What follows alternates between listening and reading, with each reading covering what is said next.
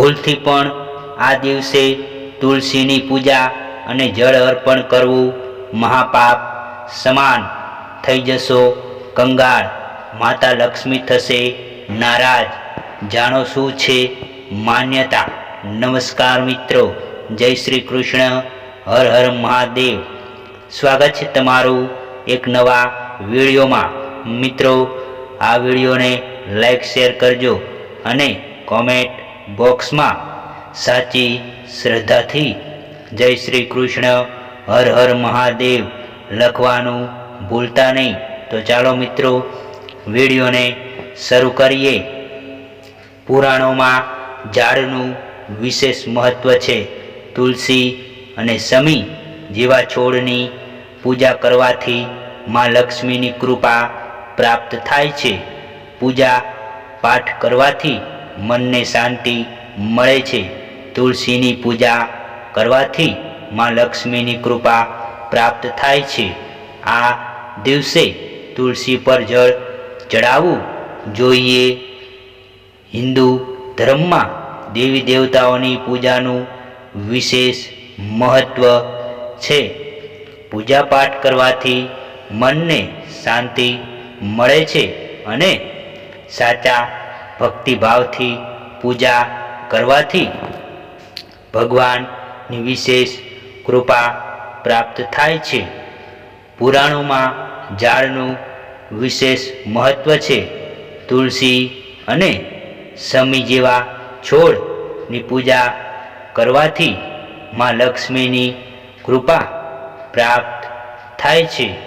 હિન્દુ ધર્મમાં તુલસીનું પૂજાનું વિશેષ મહત્વ છે. લગભગ તમામ હિન્દુઓના ઘરમાં તુલસીનો છોડ હોય છે. તુલસી પૂજા કરવાથી લક્ષ્મી માતા પ્રસન્ન થાય છે.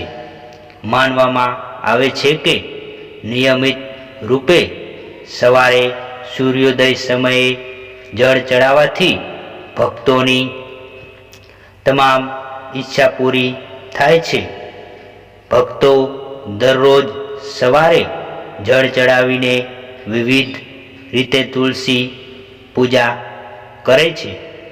શું તમને ખબર છે કે સપ્તાહમાં એક દિવસ એવો હોય છે જ્યારે તુલસીને જળ ના ચડાવવું જોઈએ? નહીતર ઘરમાં નકારાત્મક ઉર્જા આવે છે. તુલસી પર જળ ચડાવવાના નિયમ વિશે અહીંયા જાણકારી આપવામાં આવી છે. દરેક ઘરમાં આખું વર્ષ સવારના સમયે તુલસીના છોડને જળ ચડાવવામાં આવે છે. તેનાથી તુલસી માતા પ્રસન્ન થાય છે અને આશીર્વાદ આપે છે. તુલસીજીને માં લક્ષ્મીજીનું રૂપ માનવામાં આવે છે. એવી માન્યતા છે કે જે ઘરમાં તુલસીનો છોડ હોય છે, માં ત્યાં લક્ષ્મી અને ભગવાન વિષ્ણુની કૃપા દ્રષ્ટિ રહે છે. પરંતુ રવિવાર અને એકાદશીના દિવસે તુલસીના છોડ પર જળ ચડાવવું વર્જિત છે. શું છે તેની પાછળની કહાની? કઈ વાતોનું ધ્યાન રાખવું? ચાલો તમને જણાવીએ. રવિવારે તુલસીને જળ અર્પણ ન કરો. હિન્દુ ધર્મમાં તુલસીના છોડને શુભ માનવામાં આવે છે. દરરોજ તુલસી પૂજા કરવાથી ઘરમાં સુખ સમૃદ્ધિ આવે છે અને નાણાકીય લાભ થાય છે. રવિવારના દિવસે ભૂલથી પણ તુલસી પર જળ અર્પણ ના કરવું જોઈએ. પૌરાણિક માન્યતા અનુસાર તુલસી માતા ભગવાન વિષ્ણુ માટે નિર્જળા વ્રત રાખે છે. આ દિવસે જળ અર્પણ કરવાથી તેમનું વ્રત ખંડિત થઈ શકે છે. આ કારણોસર રવિવારે તુલસી પર જળ અર્પણ ના કરવું જોઈએ. જો તમે પણ રવિવારે તુલસી પર જળ અર્પણ કરો છો તો આ પ્રકારે બિલકુલ પણ ના કરશો, નહીતર ઘરમાં નકારાત્મક ઉર્જા આવે છે અને દેવી લક્ષ્મી નારાજ થઈ જાય છે અને ઘરમાં કંગાળી આવી શકે છે.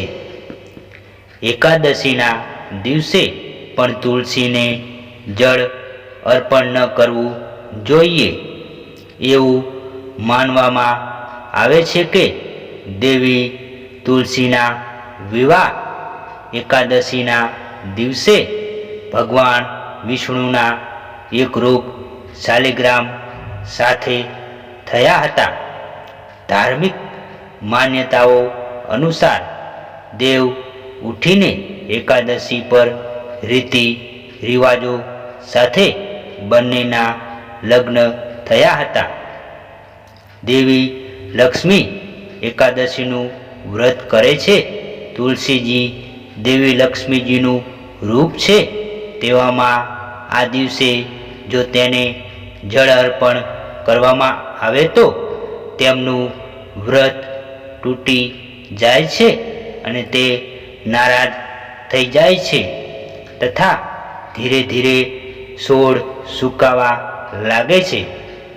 તુલસી પૂજન કેવી રીતે કરવું? ઘરમાં તુલસી હોવી ખૂબ જ શુભ માનવામાં આવે છે. સાથે જ તુલસી પૂજનથી ઘણો લાભ મળે છે. નિયમિત રૂપે તુલસીજીને જળ અર્પિત કરવામાં આવે છે, પરંતુ ધાર્મિક ગ્રંથોમાં રવિવાર અને એકાદશીના દિવસે જળ અર્પણ કરવાથી મનાય છે. મિત્રો, વિડીયોને લાઈક શેર કરજો અને કોમેન્ટ બોક્સમાં સાચી શ્રદ્ધાથી જય શ્રી કૃષ્ણ, હર હર મહાદેવ લખવાનું ભૂલતા નહીં, જેથી ભગવાન શ્રી કૃષ્ણ અને મહાદેવની કૃપા આપણા સૌ પર નિરંતર બની રહે. અને મિત્રો, તમે હજુ સુધી અમારી ચેનલને સબસ્ક્રાઈબ ના કરી હોય તો તિલક ગુજરાતી સ્ટોરી ચેનલને સબસ્ક્રાઈબ કરજો. જય શ્રી કૃષ્ણ, હર હર મહાદેવ.